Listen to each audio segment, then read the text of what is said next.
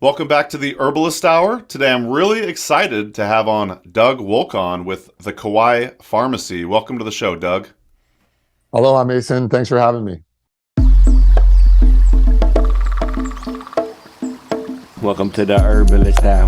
This is where community gather, merging the power of people and the flowers, the sweet and the bitter to the salty, the sour. Umami, it's time for the Herbalist Hour.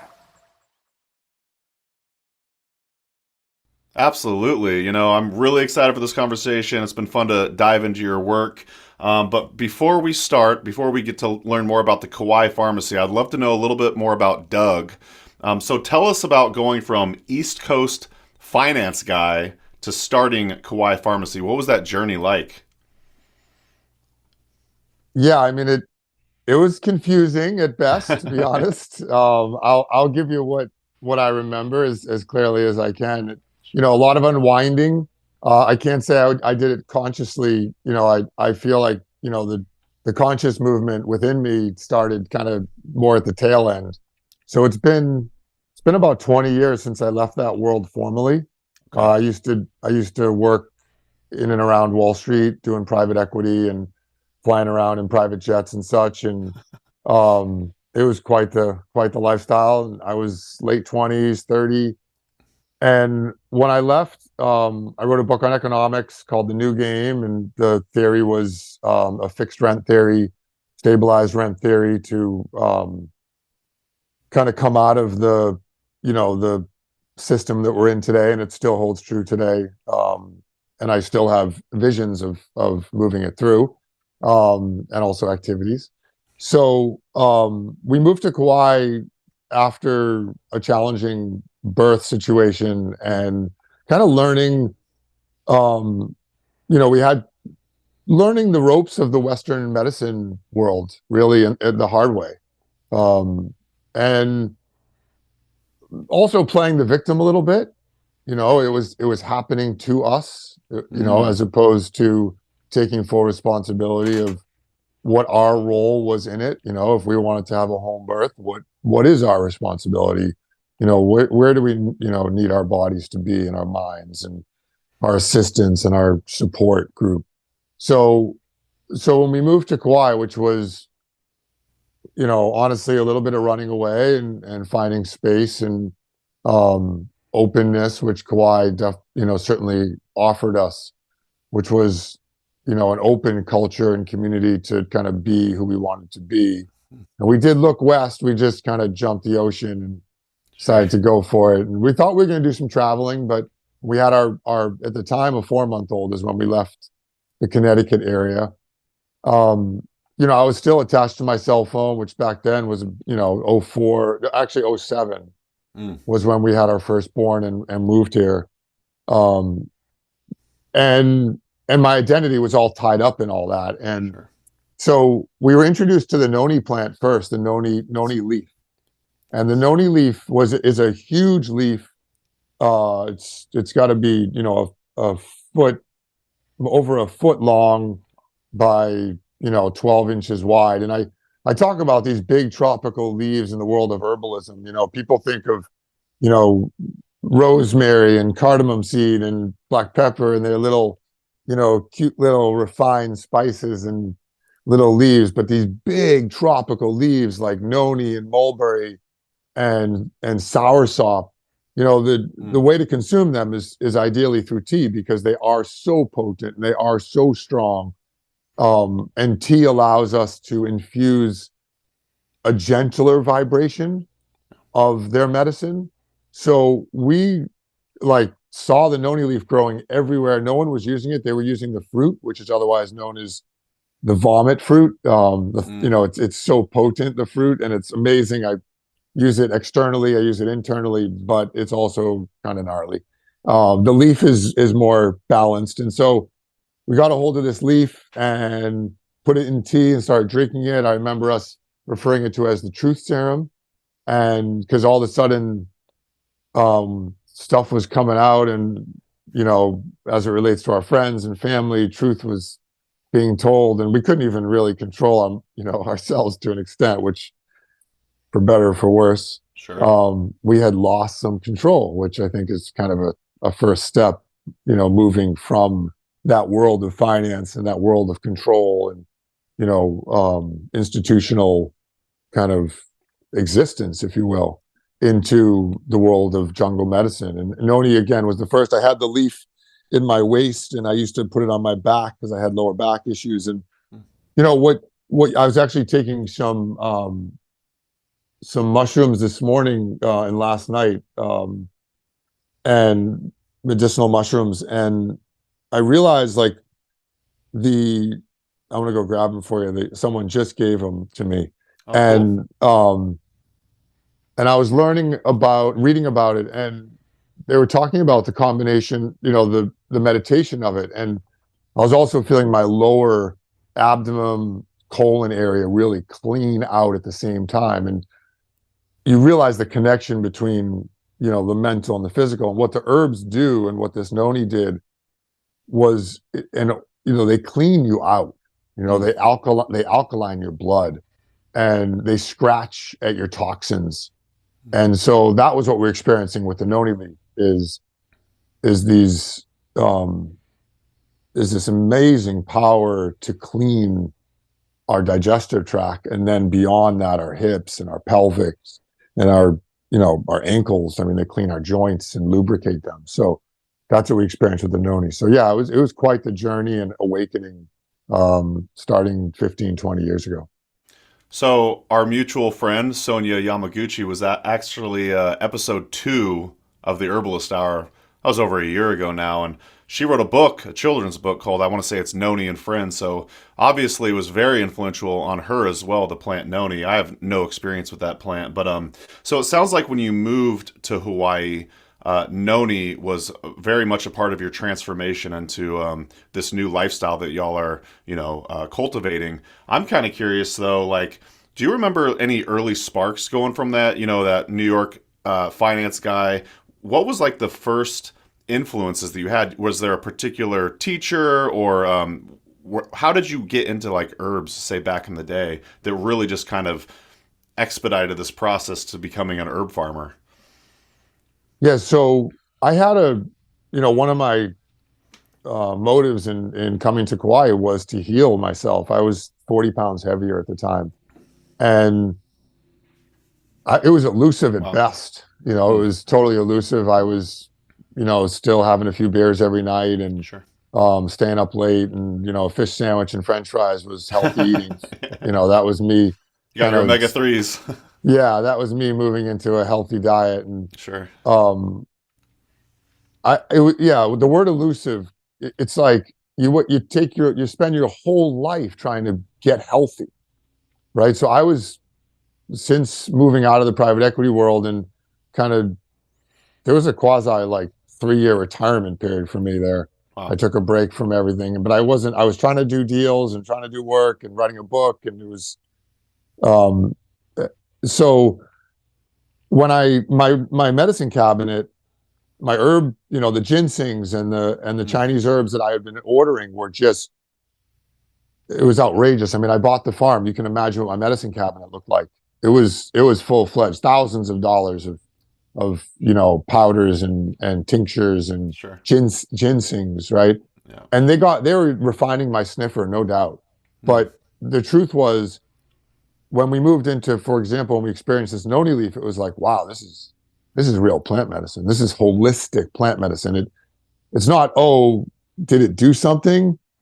There was a clear indication that, eat this plant, drink this tea, and shift and transition will occur. Okay. And that happened with the Noni leaf first, and then I learned about turmeric, and that was my second herb. And we did have a friend that was kind of suggesting that I experiment with these plants. Turmeric really helped. I had some pain in my liver and gallbladder area, and so that helped. And then we rented a place about a mile from where the farm is today, and she had an herb garden of 12 plants, and we rented it for the property and the and the house. And it was 6 months before we moved here and bought this place. So she had an herb garden of about 12 herbs, and in it was Tulsi, lemon balm, sage, and mint. And that was my first blend that I made. So Tulsi, the holy basil, lemon balm, mint, and sage. And I don't drink a lot of that tea now, but at the time, I remember the landlord telling me about the herb garden that she had out front. And I asked her what she did with it, and she said nothing. I said, "Well, what can I do?" And she said, "Make tea." And I said, "Perfect. I already make Noni leaf tea. I'll make this other tea." So every day I made a half gallon with these herbs and just drank them fresh right out of the half gallon jug. And I used to carry it, or a gallon. I used to carry it around all day with all the leaves in the water, infusing. And I remember the shift being so profound that my diet was so like shifted so quickly. And I do a lot of health coaching now, and what I tell people with our teas is, the alkalinity of these herbal medicines when they're grown in really rich soil, in our case, very volcanic mineral rich soil, the teas are going to alkaline the body. And when you alkaline the body, it's a chemical equation at this point. So all the foods that I had otherwise been somewhat like repelling, I mean, literally magnetically repelling, all of a sudden I was interested and attracted to them. A magnet. I was a magnet for them. So all the Ayurvedic foods and beans and nuts and seeds and fruits and vegetables became kind of all of a sudden showed up in my life in a big way. And the dairy and the breads and the meat started to not be so attractive to me. And I remember how profound that switch was in my life. And it, for something that was such a struggle, and I had so much suffering as it related to trying to diet and mind over matter, willpower, right? All that stuff's kind of BS.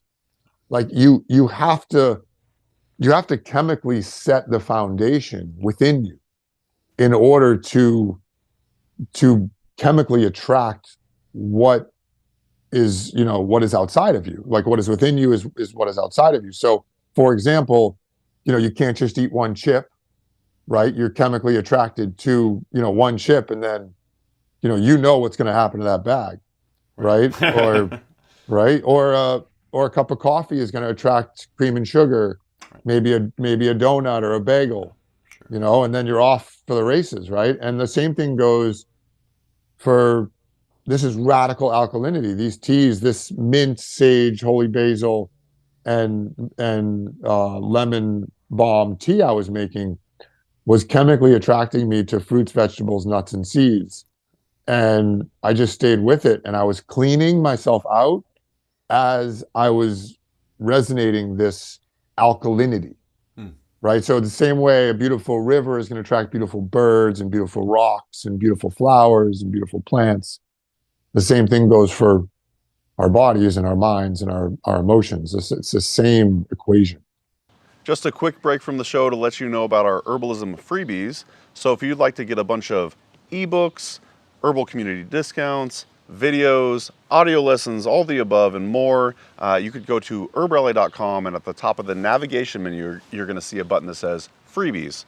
So when you fill out that form, you're going to be signing up for our email newsletter, and in exchange, you're going to get a ton of herbalism freebies, and you're going to love the email newsletter because it updates you on herbalism events, new YouTube videos, etc. So I know you're going to love it. So thank you so much, and now back to the show. Does any part of you miss those New York City bagels? Of course. And I think I'm turning the corner, and I'm finding more balance with all of it. I love to hear that.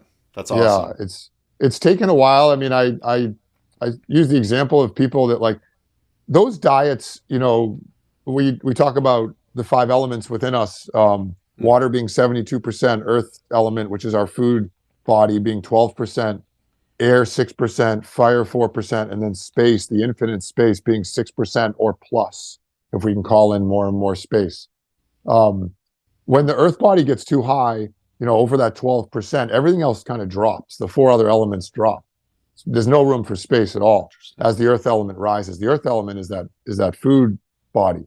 The bagels and the meats, those things raise the food element and the earth element in the body. Now, as the body gets really, really more refined, in Ayurvedic medicine, they talk about, you know, the Jedi being able to digest a nail if it has a right amount of agni, right? The right amount of bile or juices, digestive juices. So how do you harness that level of fire in the body, that 4%? How do you get that 4% up to the point? Well, it requires a significant amount of stoking, right? You have to stoke that fire, right? So that's the breath, right? You're stoking that fire with the breath. And the fire element really is, and I look at it like herbalism and plant medicine, although, you know, plants embody all 5 elements, certainly.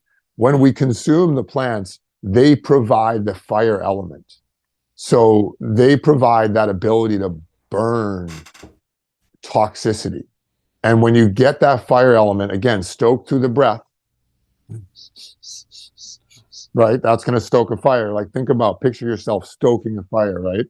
And so when that breath is, but again, calm and deep, right? We don't want to be suffering through that breath. We want it to be gentle and easy and graceful. As we do that, the earth element breaks down more easily, right? So if we eat that bagel, now that the 5 elements are in balance, right? Because there was a time when you couldn't get a bagel. So the only thing you could eat was 72% water, 12% earth, 6% air, 6% space, 4% fire. That's all you could eat. Like when the world was jungle living. Sure. So now there's a bagel and it's 100% earth element. Right. There's no air, there's no water, there's no breath, there's no fire, right? So now you got to drink a gallon of water, go do breath work, and figure out how you're gonna increase your fire because you just threw back a bagel and a pizza. You know? Are those percentages from the Ayurvedic tradition, or where are you getting those percentages from? Correct. Yeah. Okay. They're the Ayurvedic tradition. So gotcha. I've never heard of it that way. Yeah, and know that something like a bagel has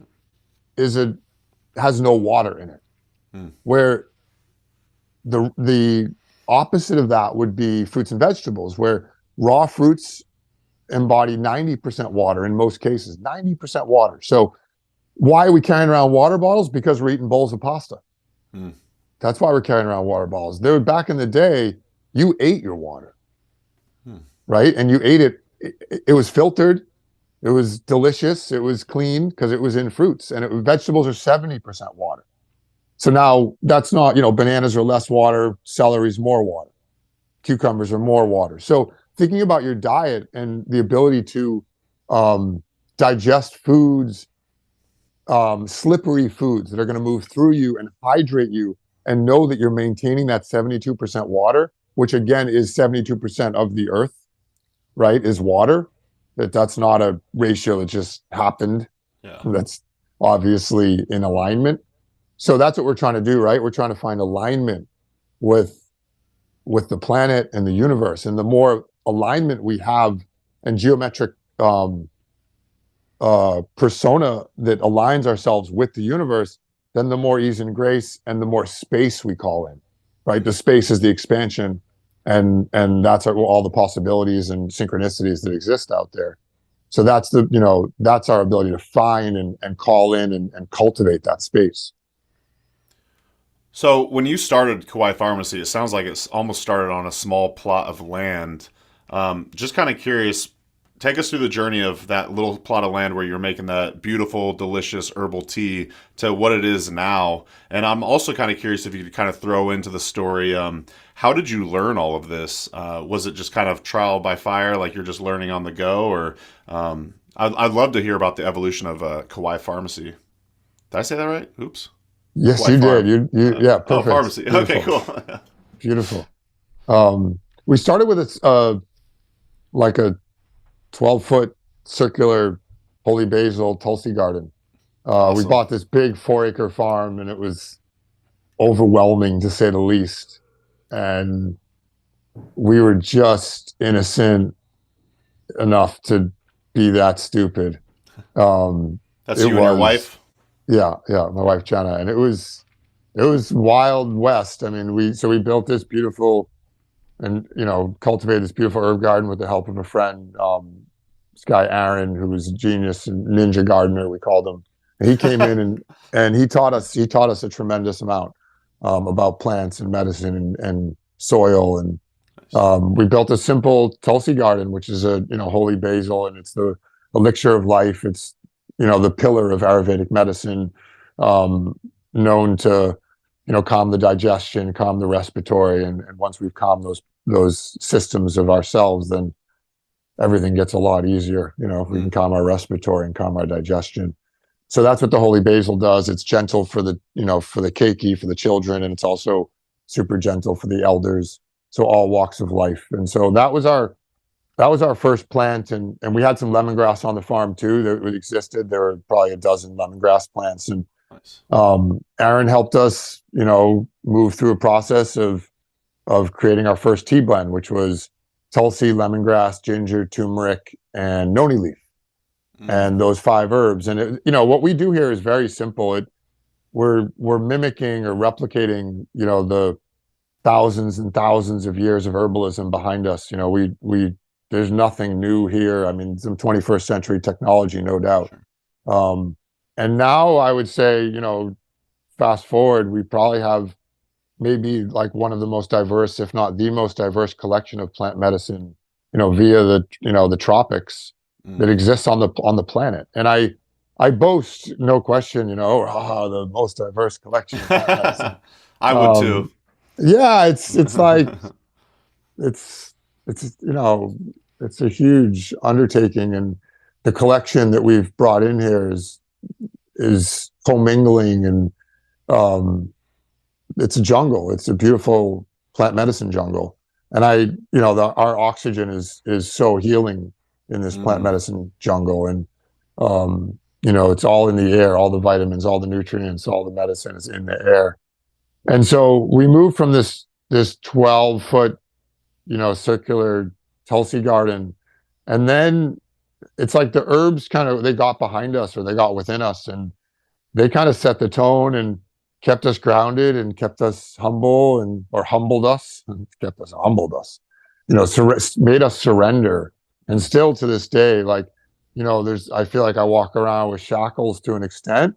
They keep me grounded. It's like I have these visions of like franchising this whole thing, and then all of a sudden the shackles come on, and I look at the plants, and they're like, just shut your mouth, keep your head down.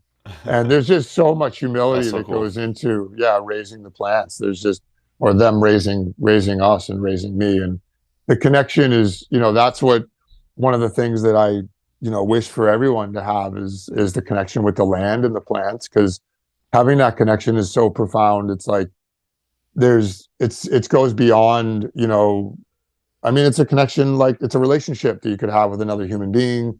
It's similar to that.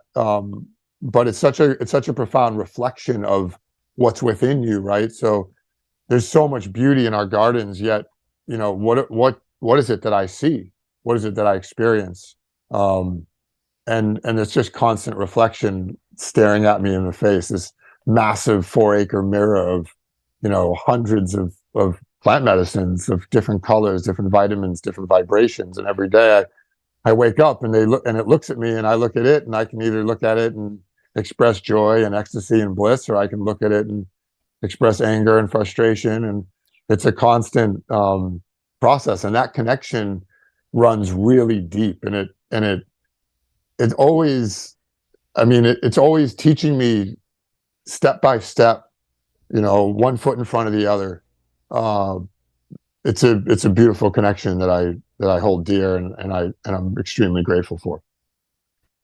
Oh, I got goosebumps, man. That's amazing. I love hearing about the whole franchising thing.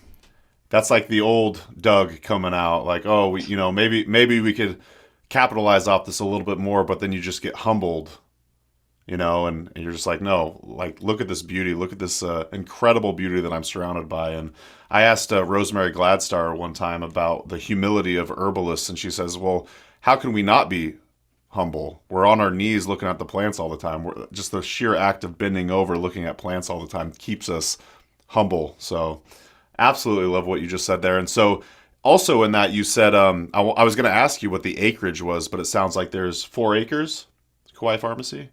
Yeah, it's a little over 4 acres. I would say we're cultivating the majority of it. There's structures. There's three or four structures. There's like a farm structure with our tractor and tools, and then all of our worm program and systems and composting teas and our nursery, and then we have our tea house where we craft everything, and that has everything from salve makers to solar dehydrators, so big closets that we cure everything at 115 degrees. So that process is extremely intensive and intentional as far as our basically preservation systems that we have. That's what we do in the tea house, is we preserve and we alchemize. We're actually right now we're launching a new ashwagandha protein powder that's going to be just amazing. The alchemy, just it's centered around the ashwagandha plant, renowned for boosting libido and that calm energy for women. Brings out that two-way energy, and then we've got these jungle greens around it, katuk and moringa and big bele spinach, and these are greens like superfood greens that people don't think of when they think of superfoods. They're jungle greens. It's just unbelievable what you can eat. They're perennials, right? And they exist in the jungle, and you can just snack on them. But they're way more robust, just filled with iron, like so much iron, right? Which, it's not easy to find iron in today's diet. Clean, really nutritious iron. So, yeah, that's. I mean, the immersion. You asked me how I learned, and yeah. Like last night I wrote this piece on the ashwagandha superfood, or the ashwagandha powder, and I had my books out, but I was also drinking the tea. I was drinking the powder, and I had been like just in my head trying to write this piece for the last week, and nothing was coming through. I usually get really excited to write. Yeah. And I'm lying in bed, and I'm like, dude, my guys are waiting for me to finish this piece. I gotta get this done. And I just got up and I made myself the tea, and then I'm drinking the tea. And as I'm drinking the tea, I'm moving the experience through me. And that's the biggest thing, is like, I can sit and teach herbalism all day, but in the end, the plants are the greatest teachers by far. And the humility that one experiences with, like, for example, cleansing themselves with plant medicine is just so beyond words, any teachings. Like, you learn about your body, right? We talk about, our slogan is heal yourself. And the premise is that, yes, you are responsible. You are 100% responsible for your health. I use like the example of, you walk into a restaurant, you get food poisoning, and it's like, no, you ordered that poison. You looked at the menu, you chose the poison, and you ordered it. And then you put a fork and knife, and you put it in your mouth. So 100% what's going on within your body in the physical realm, like, and then mental and emotional, 100% responsibility for your life experience. And the herbs teach that like no other, because as they move through you, you're taking that step-by-step process, right? Which you're not jumping into a surgery or jumping beyond the step-by-step process. And if you move through the step-by-step process, you learn things like what diet serves you, maybe what farmers serve you, what lifestyle serves you. So it's so important to the herbalism, the plant medicine, to allow yourself to move through that step-by-step process. And that's where I learned it. I learned it in the immersion. So even this morning, like, I put avapui in that's the Hawaiian shampoo, like 5 minutes before our phone call. I'm walking down there, scrubbing my head.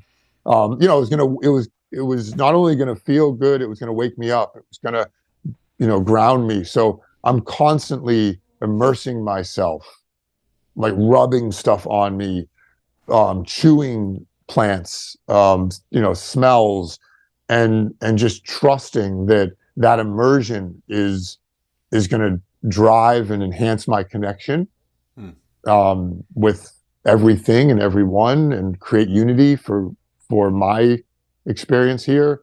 And so, yeah, again, I just want to stress that word, immersion. Absolutely. Yeah, I mean, as herbalists, we're consuming herbs, we're hanging out with the plants all day, every day. It's really just it's a part of our life. We can't escape it. I totally relate to that. Just out of curiosity, it sounds like you're launching a new product, if you will, the ashwagandha protein powder. Just curious what the protein source is. It's not coming from the ashwagandha, I No, suppose. it would be those jungle greens. So the Oh, katuk, cool. Oh, yeah, nice. Okay. the moringa Gotcha. Okay. and the spinach, Okay. the Those three bell that you already spinach. mentioned. Yeah. Gotcha. So Okay. Pretty and high there in is protein. others. Yeah, and there are other sources. There's vanilla in it. Oh, There's wow. lemon verbena. Yeah, we've thrown in this culinary masterpiece into it, so it's That's delicious as well. But crazy. I would say that there's no protein plant that I've come across like the moringa. Yeah. Yeah, it's the ability for moringa to enhance our desire to create muscle tone. Hmm. So, I don't know what it is, but when I use moringa and I consume moringa, I want to do pull-ups. So That's awesome. it's not the moringa that makes the muscle. We still got to do the pull-ups. Yeah. But Right. there's something about the moringa, and it's known for all essential amino acids. It's known to have, pound for pound more calcium than milk, Wow. more potassium than banana. Again, pound for pound. So it's the efficiency of the molecule in the moringa plant, and yeah, and then the katuk we're learning more and more about too. But again, that's one of those hardy greens that you just eat the leaves, and it's a perennial plant, and yeah, huge iron, huge protein. And again, the protein, it's going to come through. If we're cooking our vegetables, it's a little different. But if we're eating them raw or dried at 115 degrees, we're going to get so much more protein. Yeah. If we cook our vegetables, the proteins, and even our fruits too, it's going to be tough to extract and really experience the protein from the plants. Are you growing the vanilla as well? Or are you getting that from elsewhere? We are growing the vanilla. We do source Nice. some of our roots and some of our plants, but 90% plus of what we provide to our following is we grow. And the vanilla, we just have a couple vines that are happening, That's cool. and so we have a honey with vanilla in it. So we do it's called well, it's got so it's honey, macadamia nut, a cookie dough honey, Oh my gosh. macadamia nut, cacao. We have lots of cacao on the farm, and then some vanilla. And so we have vanilla in that product, and then we also have vanilla in this new product coming out, which is this ashwagandha protein powder. And we've waited, we have 10 powder, 8 to 10 powders online, everything from curry powder, which is exquisite for foods and has ginger and turmeric in it. So it's really great for that lower abdomen region and enhancing that lowest chakra, and to endurance powder with ashwagandha in it. So we have all these different superfood powders, and then we're our main what founded the farm were teas. So we have these herbal teas that again are founded in tulsi, lemongrass, ginger, turmeric, noni leaf, moringa. Those are what's in the herbal teas as well.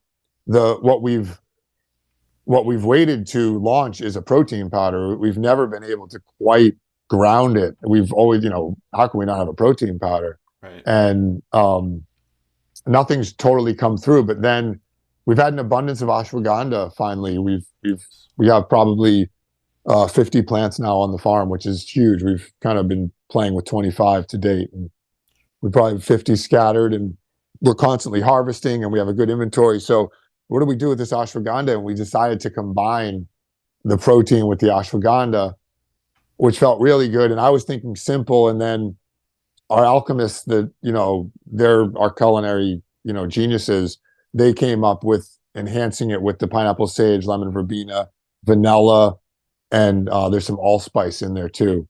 And so the experience, and there's something about it too collectively. Again, the alchemy, the 2 + 2 = 7, right?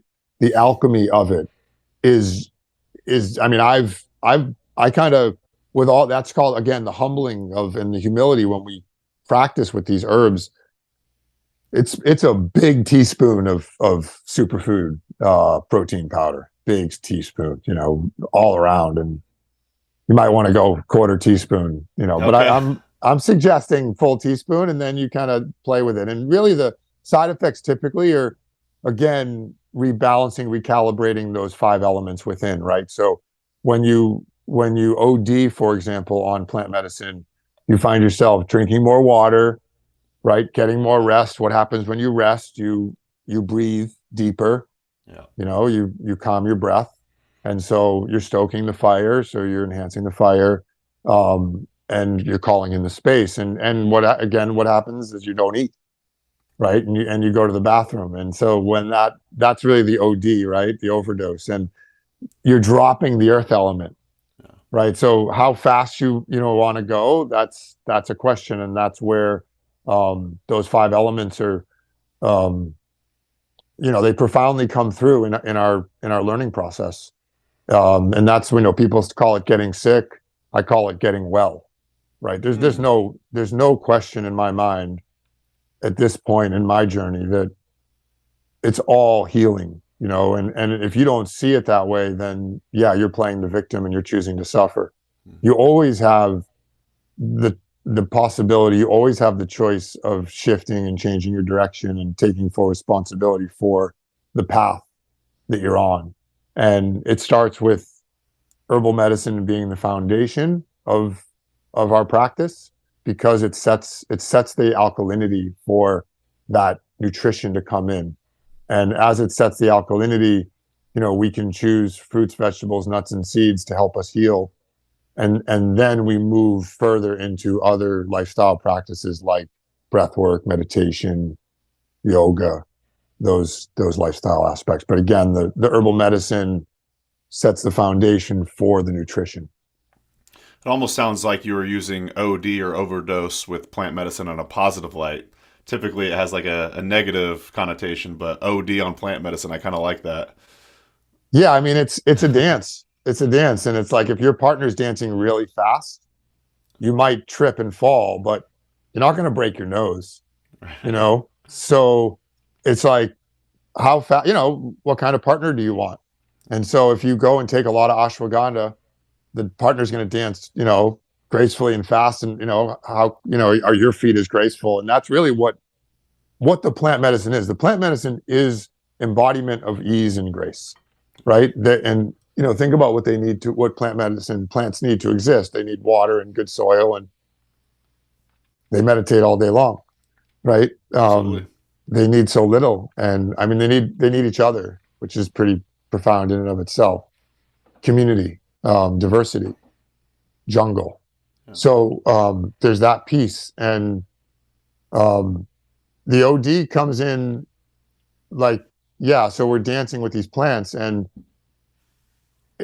you find yourself like, oh, I took too much, and then you look up like all the sicknesses that you can play the victim for, right? I have this, I have that, I have this, I have that, and a lot of people will come to me and say, I have a sore throat. What can I take? And it's like, go rest. These are superpowers, right? Yeah. Plant medicine is super. You don't take them when you're sick. Okay, you take them when you're healthy. So again, I said when you're sick, you're trying to recalibrate. Water, rest, space, quiet, horizontal. That's what you do when you're getting healthy. And then when you feel some level of balance, that's when you can pick a partner again and dance. And then finding a level and a tune and a tone and a tune in which you like to dance at, right? So how much? Is it a teaspoon? Is it a half a teaspoon? Is it katuk, or is it ashwagandha? Or is it tulsi? Those are, that's your responsibility. And then like, that's why, our main blend is tulsi, lemongrass, ginger, turmeric. Why? Because, and 50% of it's tulsi and 30% of it's lemongrass, or, 40% of it's tulsi, because the gentleness of those herbs, a billion, 20%, 30%, 40% of the world's population drinks those herbs every day. Lemongrass, breakfast, lunch, and dinner, right? Ginger and turmeric come in a little bit with that root medicine's a bit stronger, but again, daily tonic medicine, right? So then we're sprinkling in like almost homeopathically, the ashwagandha, the noni, like the bigger roots that have like almost mystical, medicinal attributes to them. And that mystical, you can only take so much mystical medicine, right, at a time. You got to be humble to it and be able to dance. So, like I always say, you're gonna balance your health and wellness with your responsibilities. So there's people that have not much responsibility, the summer off. They can go big on the plant medicine, change their diet, change the nutrition. They got plenty of space. Then there's people that have, 3 kids, a big farm. That's me. So it's like if I go fast on the plant medicine at the wrong time, I tweak out and I stress out, and it just gets overwhelming. Why? Because I got to go spend 3 days in bed recalibrating, right? But I got too many responsibilities, too much ambition. So that's also part of the plant medicine, right? It's realigning that ambition. It's bringing in the humility. It's, what do I need to really, move through my life in service? I'd love to hear you talk about your relationship with the cacao plant. Do you grow it? So we do. We have probably 50 trees on the farm, and Wow. yeah, it's quite amazing. I actually I have a little medicine kit that I Wow, that's beautiful. bring with me. That is so And cool. so I'm gonna take out yes, I do. I wasn't sure. The cacao bean. This is the cacao Oh yeah. bean. So I can these taste it are in my mouth right now. these are beans that these would grow a tree. This is a seed. And this is what they make cacao nibs from. So we cured at 115 degrees out of a big pod. It's almost, it can grow almost the size of a football. Not quite, maybe 2/3 the size of a football. And we'll maybe maybe harvest 100 pods off a tree every season. Yeah. And it might produce 40 or 50 beans like this. And just going to kind of show you. Oh yeah. Is that coming through? Yeah. There you go. We Yep. So for Um, those of you just listening on the podcast, he's showing this on the YouTube. So be sure to tune into the YouTube video to get the full effect here. Yeah, that's so beautiful. this is a cacao bean, and it's got the sweetness around it. When it comes to how we, craft our cacao, we put it in the dryers, and there is a level of fermentation, but we're not fermentation focused. Sure. We're really focused on just capturing the raw nutrition. So the manganese, the magnesium, it's a true superfood. It's got the fat, carbohydrate, and protein. It's the only plant that I know of with all three. So big fats, right? On a 99% vegetarian diet, Yeah. I'm looking for fats. I'm looking for nuts and seed fats, and the cacao is one of them, as well as avocado, macadamia nut, coconut. Those are my big fats, and that for me replaces the need for really the meats which allow me to grab, the fats, the plant fats allow me to grab stored energy at any time. And so that's critical. So yeah, that's the cacao, and my relationship with it, I think of it certainly, there's a process with every plant, and as we move through them, there's this enlightening that happens where, and honey was the first one that I experienced it with, was the medicine of honey, where the enlightening happens when we appreciate that less is more. So again, the superpowers, I think 60, I believe 60% of what we are, is the energy that we receive, or that we're able to get outside of us, comes from 40% from food, but 60% of it comes from water and air, right? So that's energy. That's not just what we are composed of, but energy that we So people think is, oh, I need energy, I need food. It's like, no, you need breath and you need water. So 40% comes from food. And when we think of a plant like cacao or honey, I want to utilize the honey.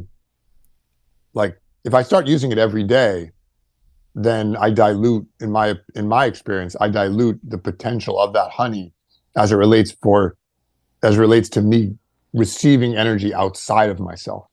Yeah. Right. Versus cultivating it within myself.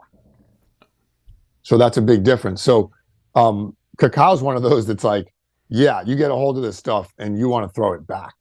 Right. It's amazing. And same with honey, you spoonful. And then what happens, and it's like, you're kind of like, you don't get a chance. Like if you are down and you do need that energy from outside of you, if I take a bean, it's like, boom, right? Boom. And we all know that. I mean, we all know that in I say all, but majority of us have experienced stimulants in our life, right? Whether it's coffee or, what's it like to have a cup of coffee after not drinking it for 3 months, right? You are Superman, right? You are Superman, right? It's a good feeling. So can we have that relationship with the plant medicine and a plant as profound as cacao? And so I look at cacao, I view it with, ultimate humility. It's a beautiful plant, certainly, for the heart chakra and opening up the chest and opening up yourself to the possibilities of the universe. And again, from a nutrition standpoint, that magnesium is really that's the love of the garden. That's the jewel of the garden, the magnesium. And there's no plant that extracts magnesium like cacao. Yeah, I've heard that. And you brought up stimulants. If I'm recalling correctly, I want to say cacao has a constituent called theobromine. I believe that's somewhat of a mild stimulant, but am I getting that right? Do you know?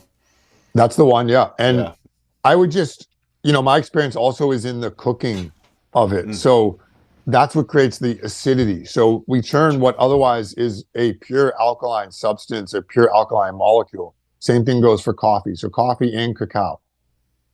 In my experience, raw coffee has no caffeine in it, or subtle amounts.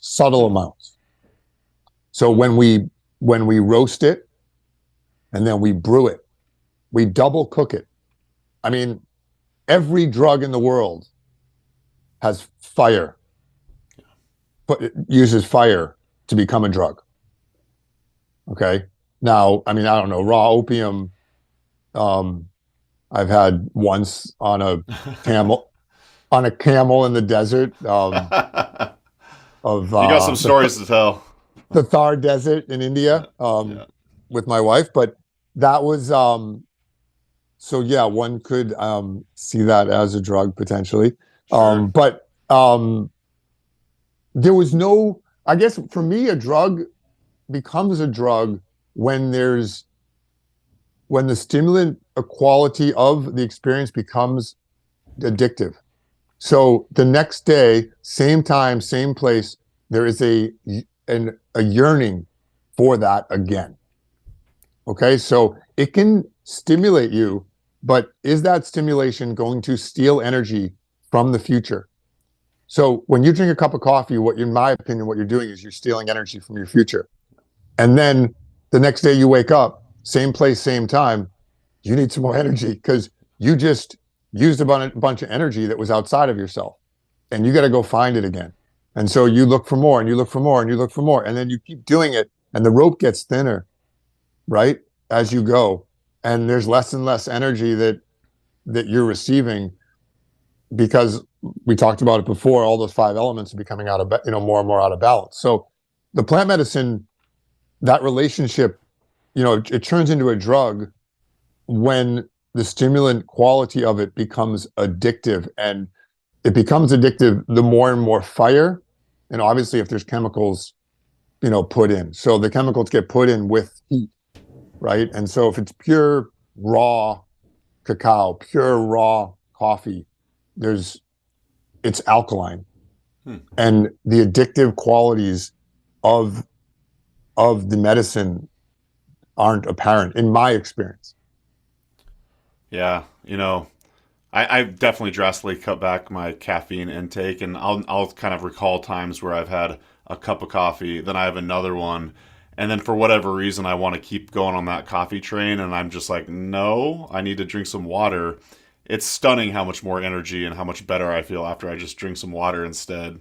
My body's telling me I've had too much. You know what I mean? Well, and yeah, the water is the most obvious. It dehydrates you Yeah, like instantaneously, but the sleep is the whole nother like thing it's impossible to even. I mean, maybe if you haven't had coffee in like a year, you'll resonate and yeah, be aware of how it affects one's sleep yeah, and rest. And when sleep is like, there's it's like par, right? We're not when we get good night's sleeps, we're just showing up at par, yeah, right? We're not living life in full exuberance, right. right? Because you actually want to get to the point where you need less and less sleep, Hmm. right? So that's ideal where you're not wasting, you don't need as much maintenance on the body, Yeah, right? The sleep is maintenance. So as we and we're, it becomes 1/3 of our life, right? 8 hours a day, 24 hours, and 1/3 we're sleeping. It's like, no, thank you, like I don't want to sleep 1/3 of my life. So the coffee um really plays with our ability to get our physical being to par, yeah, right? And get it to the point where we can then start to like go beyond par, right? And again, same thing, a cup of coffee, it's I mentioned at the beginning of the podcast this idea that when we back in the day, you couldn't find a cup of coffee. hmm, Like that's a lot of coffee. yeah. You did what didn't exist. Never mind, it wasn't roasted and then brewed. So I think that's where or a bar of chocolate. Like that's where we go off is the amounts. Never mind 3 cups. Hmm. And I've experienced all of this. I'm talking to myself, and Sure. this is my own preachy medicine. So Love it. yeah, and I love coffee. Yeah. I love coffee, but I also um I have times when I honor it and I'm in balance with it, and I have times when I experience suffering Sure. as a result of consuming it. I would love to chat with you about ecotourism. Do you use that word on your website? I have it here in my notes, but maybe not. I would love to hear about Kauai Farmacy, and because I've heard of other herbalists going and visiting you all. Just what's it like? Can folks visit you, check out your farm, hang out with y'all, and is that where you get the products, or can people buy products online? I guess I threw a lot at you, but I'd love to hear about the ecotourism side of the Kauai Farmacy. So yeah, we have tours. We've been doing tours on Tuesdays, and then we just actually started offering more tours almost on the daily if people want.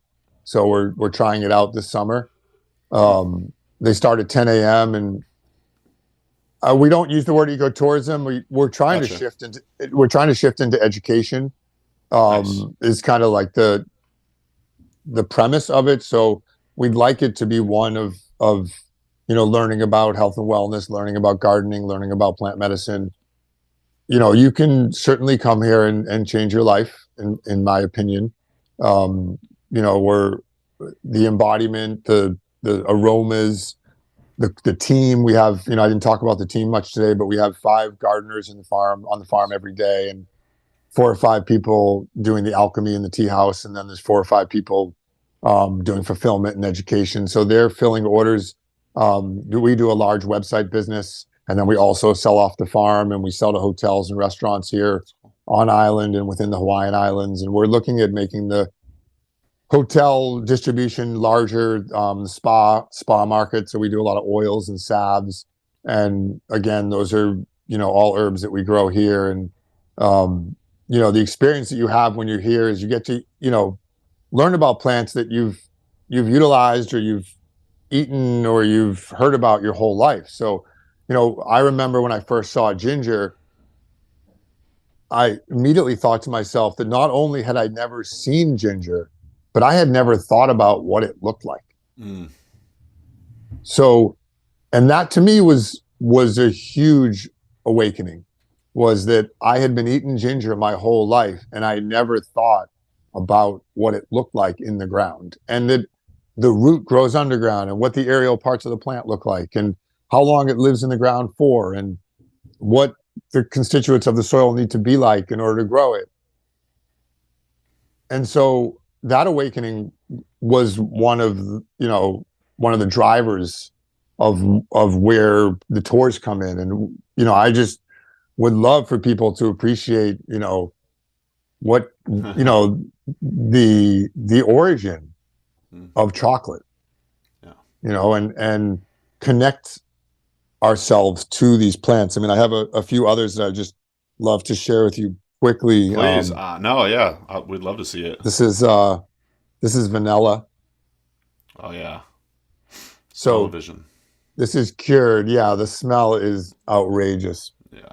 And again, it's so sweet and aromatic. And we hand pollinate these, and they're only available, in very small quantity. And then here's see if I usually have a little bit of trouble getting this out, but this is black pepper. Oh wow. Right there on the vine. Yeah, on the vine. And I just actually did a post on our Instagram, Nice. Kauai Farmacy tea on black pepper, in which I wrote about kind of the difference between this and what's on the table, and just it's a thought piece of provoking the spread between true plant medicine and what we experience. And one of the reasons why plant medicine isn't in the hospitals and why plant medicine isn't in our daily lives is because the black pepper that we utilize and that we experience is not this. Not only is it not this, it's not even in the same realm. Like, this is I just chewed on one peppercorn, and it'll go right to my gut, and it'll be a full body experience. That'll stoke You talk the fire. talk about cultivating and stoking fire.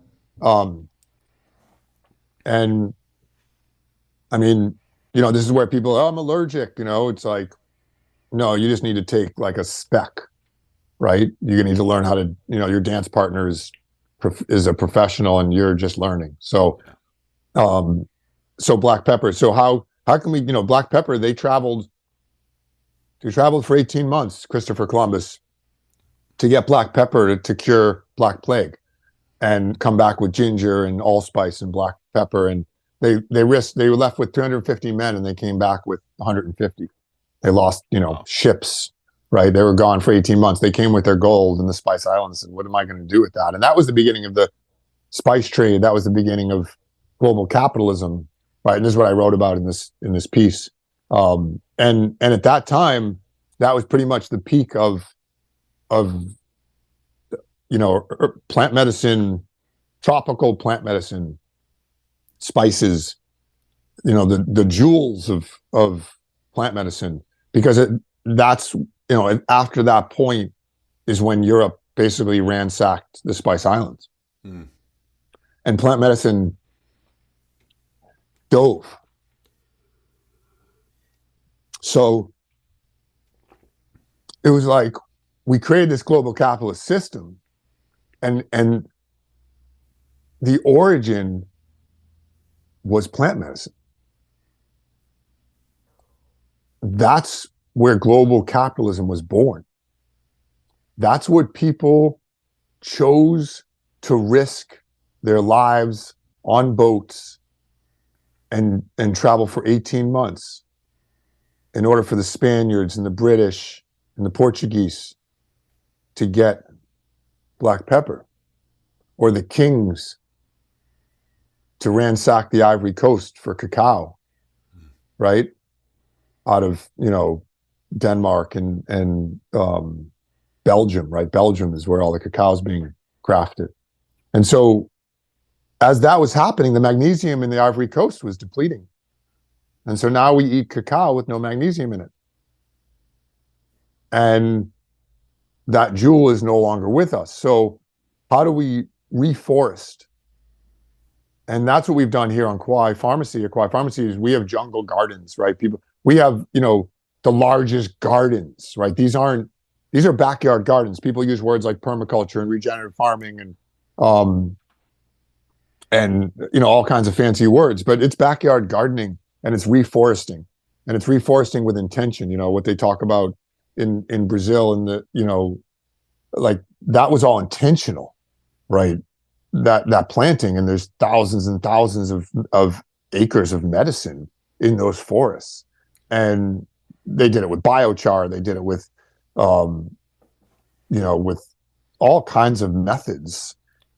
Now we call them permaculture methods, but it just comes back to this premise of, can we connect back in, cultivate more plant medicine that will awaken us so that we can move back into this space again and create a system that is, the vibration is more in balance with the planet, more in balance with one another.